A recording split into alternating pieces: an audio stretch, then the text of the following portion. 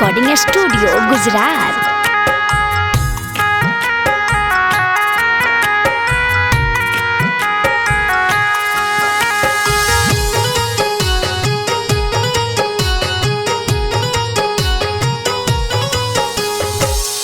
मेहंदी रचले काहे दूसरा के नाम के कैले बदनाम बारे हमरा प्यार के मेहंदी रचले काहे दूसरा के नाम के कैले बदनाम बारे हमरा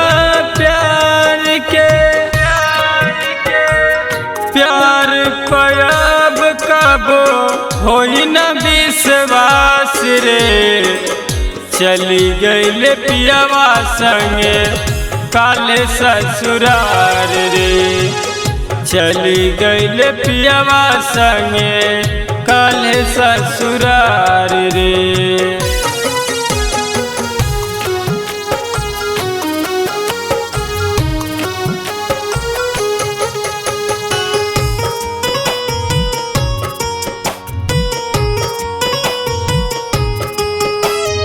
गरिमा रिकॉर्डिंग स्टूडियो गुजरात।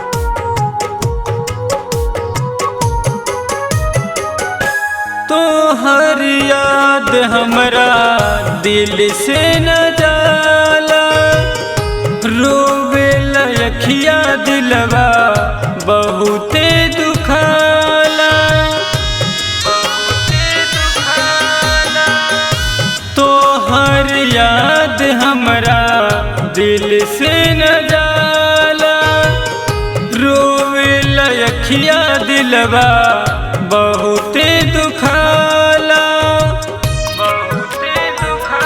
देखिल पगली भइल बाबू रहाल रे चली गईल पियावा संगे काल्हे ससुरार रे चली गईले पियावा संगे काल्हे ससुरार रे।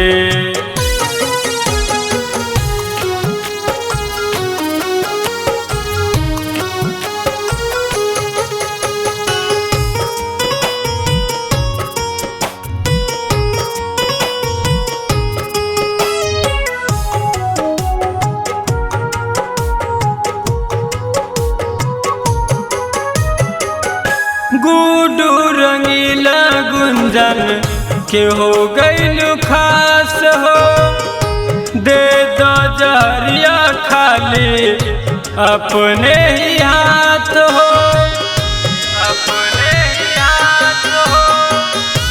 गुडू रंगीला गुंजन के हो गईलू खास हो दे दो जहरिया खाली अपने ही हाथ हो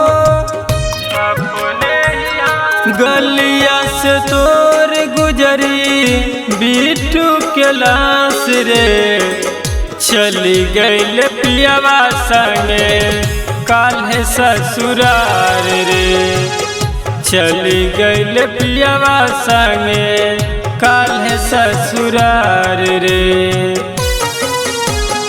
गरिमा रिकॉर्डिंग स्टूडियो गुजरात।